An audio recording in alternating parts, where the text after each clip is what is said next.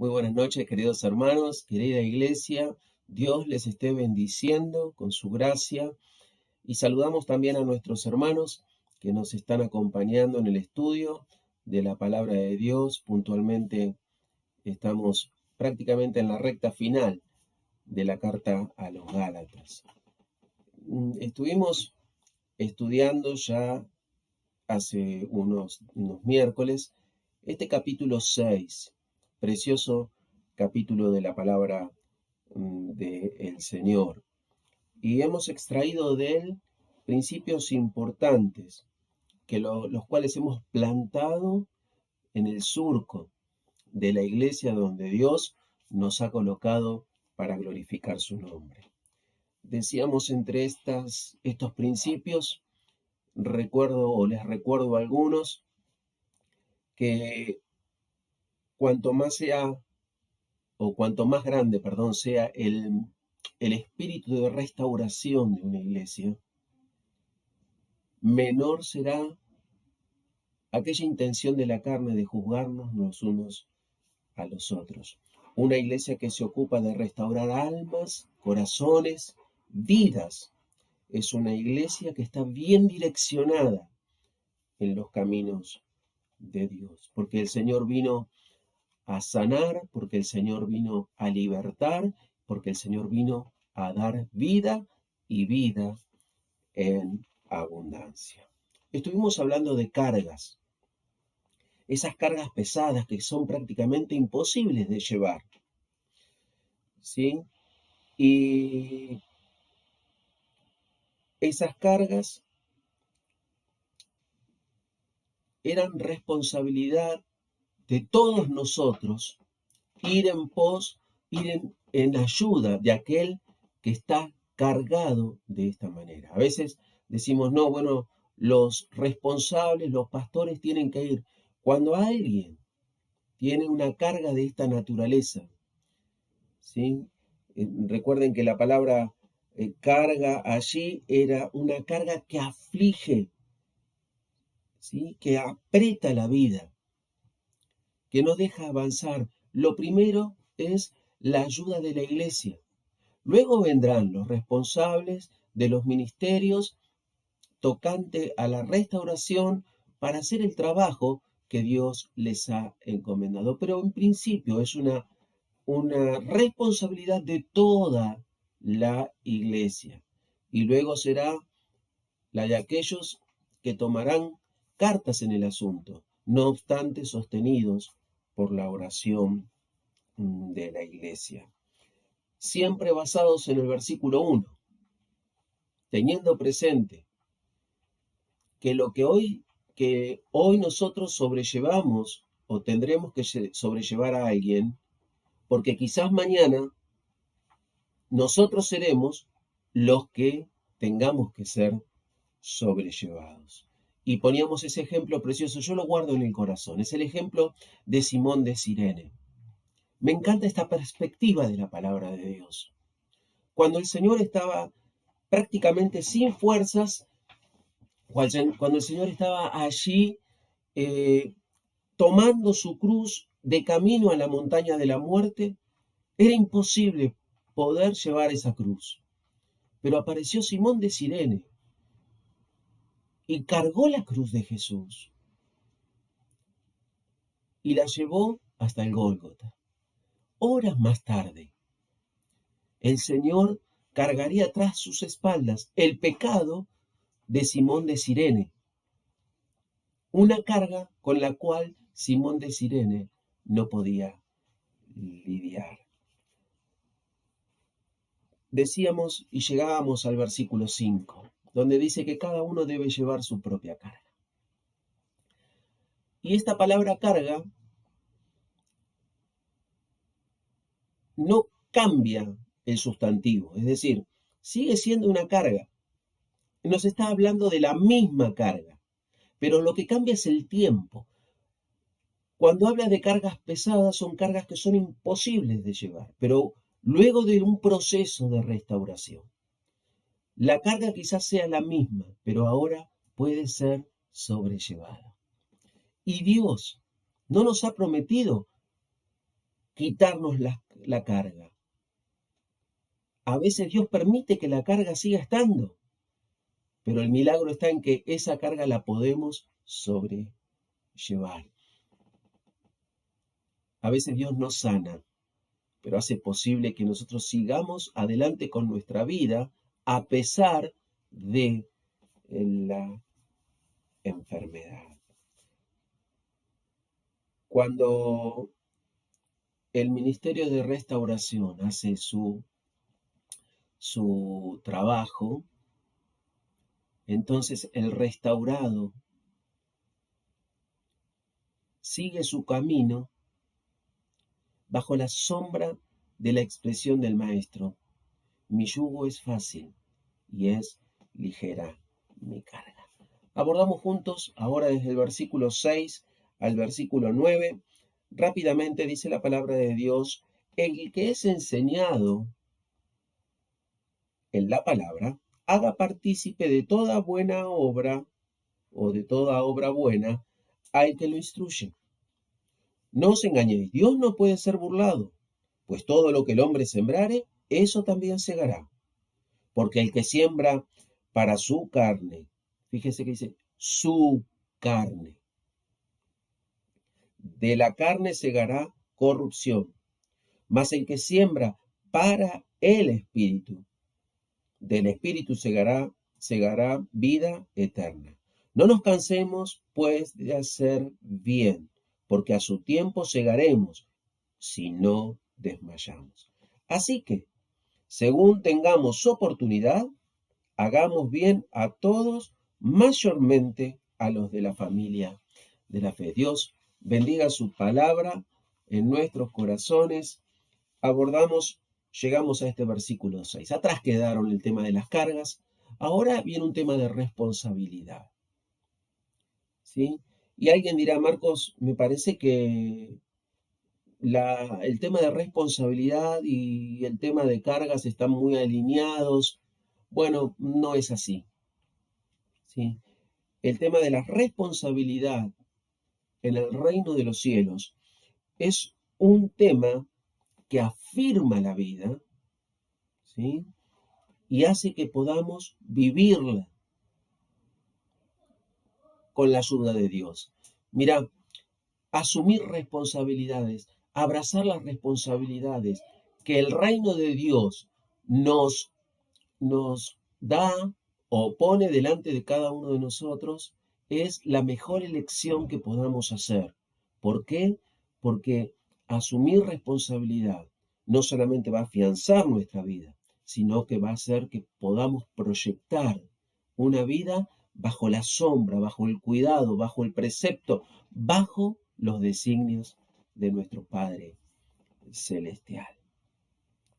Mira, destacamos y nos vamos a centrar en este verso 6. Allí se destacan tres personas: el que es, el que enseña, el que es enseñado y la palabra de Dios. Vuelvo a meditar en este versículo, lo vuelvo a leer una y otra vez y podemos observar que no hay lugar en este versículo para la vanagloria, para el orgullo, para el yo, ¿sí? Y la palabra de Dios, y lo vuelvo a leer, y dice: el que es enseñado en la palabra, haga partícipe de toda buena obra al que lo instruye. Hay una unión recíproca. No es más el que enseña que el que es enseñado. Y tampoco es más el enseñado que el que enseña. Hay una comunión recíproca entre ambos. Y no hay lugar para la vanagloria, porque ambos son bendecidos en el estado en que estén. Estén en el estado de enseñadores, de maestros, o estén en el estado de aprendices, ambos reciben bendición. Y dice la palabra de Dios que son participantes, se amalgaman mutuamente y ambos reciben bendición en el estado en que están. Eh, Quiero considerar brevemente a los que enseñan y a los que son enseñados. Pero lo quiero hacer dejando a un lado lo obvio, ¿sí? Lo obvio es que ambos deben tener comunión con Dios y comunión con los hermanos, tienen que tener identidad, pertenencia, etcétera. Todo eso es lo que siempre está adelante y de lo cual tanto hemos hablado y hemos escuchado, gracias a Dios. Me quiero ocupar de lo que queda atrás del telón, de aquellas cosas de las cuales no siempre se hablan, ¿sí? Y tanto un enseñador como un enseñado o un aprendiz, un alumno, tienen que tener cuidado de su autoestima. Mira, si la autoestima se desfasa en la vida,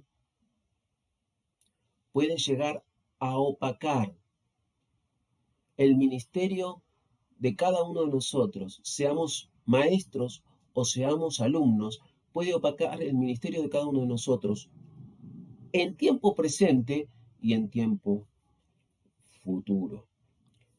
Cuando hablo de estos temas de autoestima, estoy hablando de aquellas cosas que están guardadas como temas no resueltos en nuestras vidas, ¿sí? Conflictos muy dentro de cada uno de nosotros. Voy a leerles lo que dice Romanos capítulo 12. El capítulo 12 de Romanos habla en el primer versículo acerca de el área de mi cuerpo, en el segundo versículo va a hablar acerca del área de mi intelecto, de lo que soy. En el tercer versículo, ¿sí?, va a hablar de esto. Romanos 12:3. Digo pues, por la gracia que me es dada, a cada cual que está entre vosotros, que no tenga más alto concepto de sí que el que debe tener, sino que piense de sí con cordura, conforme a la medida de fe que Dios repartió a cada uno. Y decíamos acerca del área del cuerpo, del área del intelecto, y el versículo 3 coloca, ¿sí?, la persona de Dios como dador de aquello que necesitamos, el área espiritual. Ahora, dice la escritura aquí que no debemos tener más alto concepto de cada uno de nosotros. Es como si el versículo nos estuviese diciendo, ubícate, sé equilibrado. Alguien que está ubicado no tiene un bajo concepto de sí mismo. Alguien que está ubicado, equilibrado, no tiene un alto concepto de sí mismo. Alguien que está equilibrado, ubicado, es alguien que está en el punto justo, ¿sí?, en el estado que corresponde, en el lugar que más le conviene. Porque dice la Escritura, ¿sí?, que nosotros debemos pensar con cordura.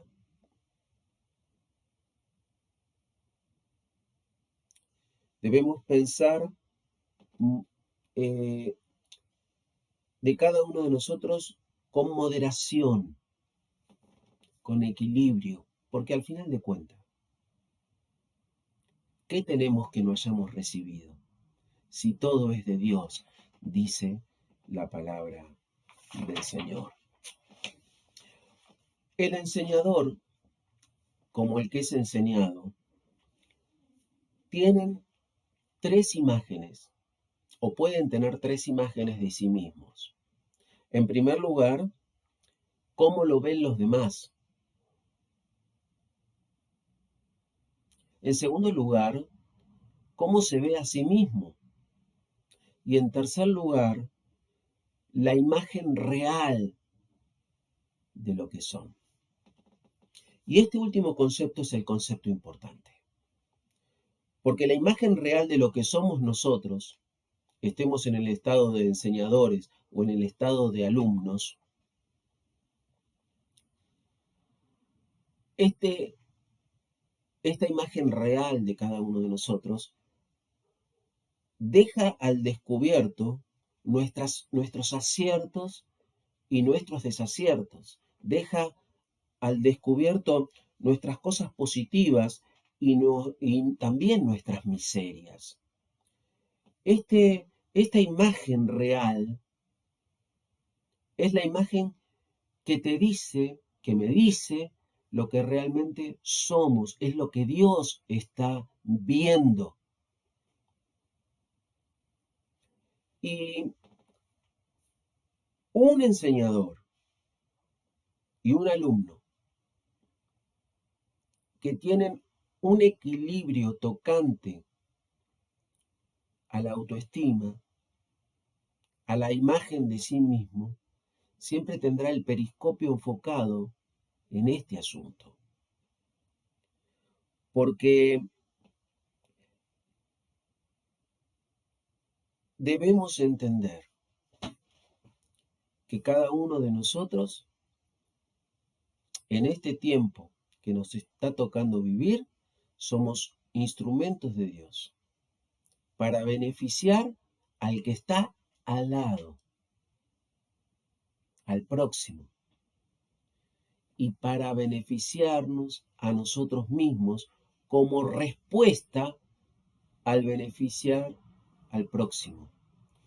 Porque la palabra de Dios dice que el que da, también recibe. Y es mejor dar que recibir.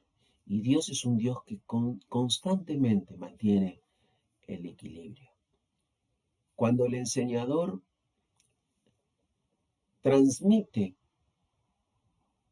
lo de él, lo que alcanzó en el conocimiento de Dios a otro, no está quedándose sin conocimiento. Por el contrario, tiene la promesa de que irá en mayor conocimiento.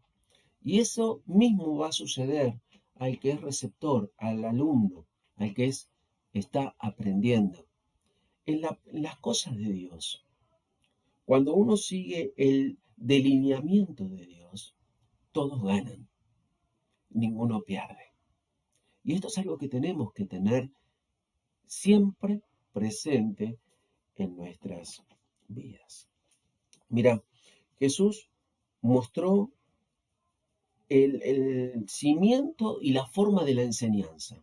El apóstol Pablo, como perito arquitecto de la iglesia, lo que hace es darle inercia a esta enseñanza de Jesús. Y él le dice allí a Timoteo esta escritura que la voy a leer para que no pueda quedar con algún faltante, pero allí en 2 Timoteo, el apóstol Pablo le dice a Timoteo: lo que has oído de mí ante muchos testigos, esto encarga a hombres fieles, que sean idóneos para enseñar también a otros.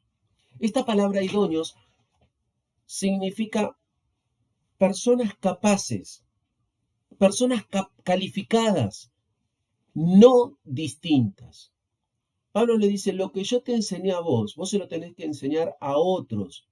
Y estos también a otros. ¿Cuál es la visión que debes tener, Timoteo? ¿Dónde te radica lo más importante? Es que estas personas a las cuales vos transmitas la enseñanza sean personas capaces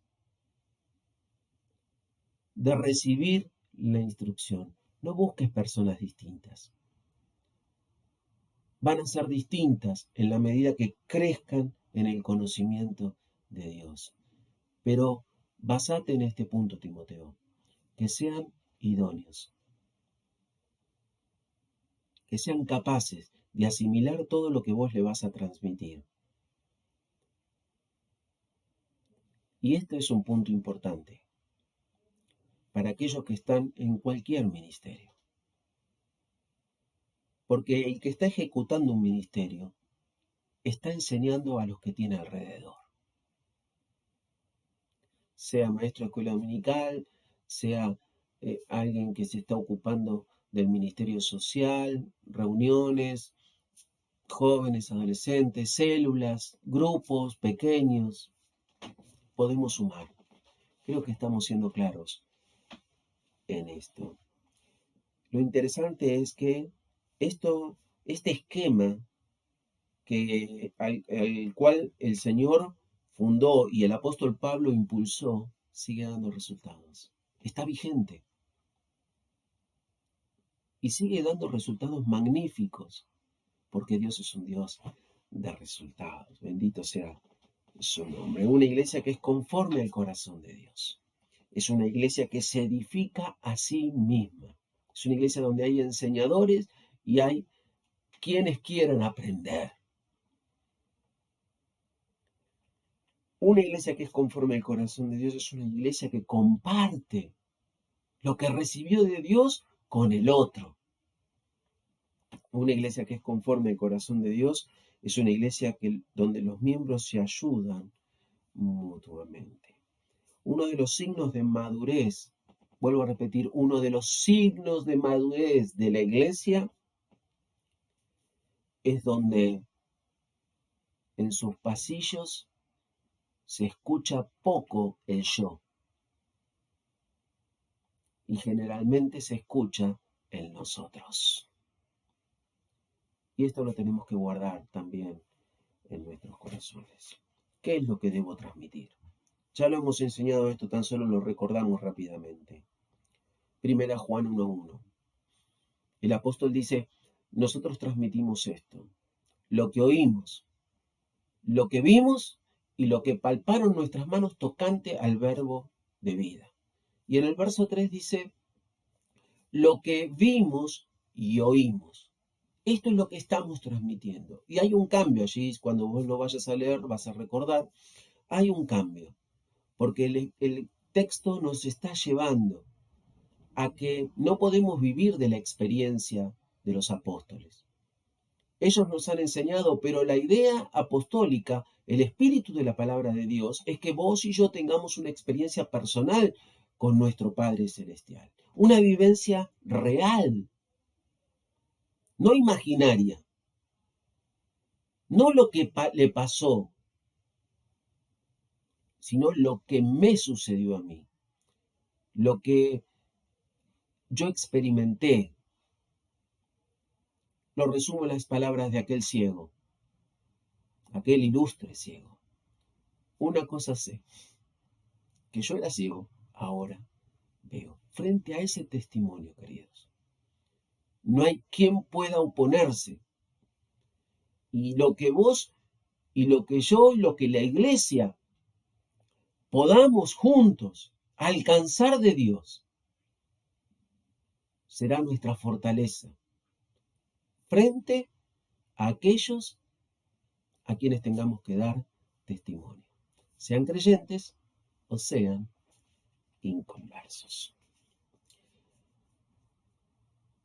También este versículo nos conduce al hecho de que hay veces que no solamente tiene que ser una ayuda espiritual, un consejo, sino también el versículo apunta a lo material. Y hay muchos versículos en la palabra de Dios, ¿sí?, que se apoyan en esta expresión partícipes, ¿sí? Haga partícipe, el que aprende haga partícipe al que le enseña. Solamente voy a leer uno de ellos, me parece el más explícito, que es el que está en Romanos 15, en el verso 20, en Romanos capítulo 15 y el verso 27. Dice la palabra de Dios de esta manera, pues les pareció bueno y son deudores a ellos. Porque si los gentiles que han sido hechos participantes de sus bienes espirituales, deben también ellos ministrarle de los materiales. Clarito lo que enseña la palabra de Dios tocante a la comunión, ¿sí?, recíproca entre unos y otros. El verso 7. El verso 7 dice, no os engañéis, Dios no puede ser burlado, todo lo que el hombre sembrare, eso también segará.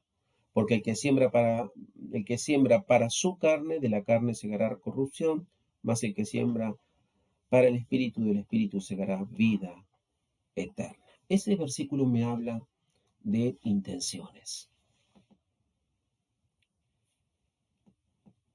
Maestro, alumno, ¿qué intenciones tenés? Si la intención no está motivada por el Espíritu Santo, no está ajustada a los parámetros de Dios, bueno, la intención es no válida y estamos sembrando para la carne. Si el beneficio es un beneficio propio, la intención es la incorrecta. Los resultados son claros, corrupción. Pero si nosotros tenemos la intención de enseñar o de aprender conforme al delineamiento de Dios, conforme al propósito de Dios para la vida de cada uno de sus hijos, entonces solamente podemos esperar algo. Y dice que el que siembra en el Espíritu o para el Espíritu, del Espíritu recibe vida. Y vida es lo opuesto, es el antónimo de corrupción. El verso 9 y el verso 10 dicen de esta manera, no nos cansemos pues de hacer bien, porque a su tiempo segaremos y no desmayamos. Así que según tengamos oportunidad, hagamos bien a todos y mayormente a los de la familia de Dios. Miraba este versículo y me llamaba la atención el hecho de que aún haciendo el bien, nos cansamos. Y es claro, y esto sucede cuando nosotros estamos haciendo el bien, ejecutando el bien, y no recibimos respuesta, no tenemos resultados de eso que estamos haciendo. Entonces entra el desánimo y el desánimo va a traer cansancio y al final, dice la Escritura, desmayamos. Y aquello que estábamos haciendo quedó allí frenado, porque nosotros no veíamos resultados visibles. Pero, queridos, este versículo 9 es un versículo motivador, porque el cansancio desmotiva, pero la palabra de Dios es motivadora, porque Dios es un Dios motivador, desde Génesis a Apocalipsis. Y este versículo es un versículo que es un motor y dice, a su tiempo segaremos, a su tiempo segaremos. No dice tal vez, dice a su tiempo. Pongo un ejemplo. ¿Te acordás de Moisés? ¿Sí? De su casa, siendo bebé, navegó en una canasta hasta el palacio de Faraón. Dios hizo en su providencia que la hija de Faraón buscara a su propia madre para que lo criase.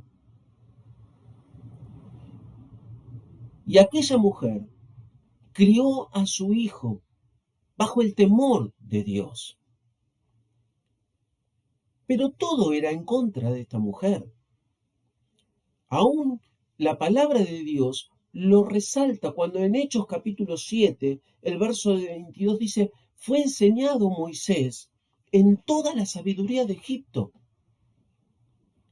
Y era alguien poderoso en Egipto y era alguien elocuente en Egipto, es decir, no solamente tenía la sabiduría de los egipcios, sino que manifestaba el poder de los egipcios y aún hablaba como los egipcios.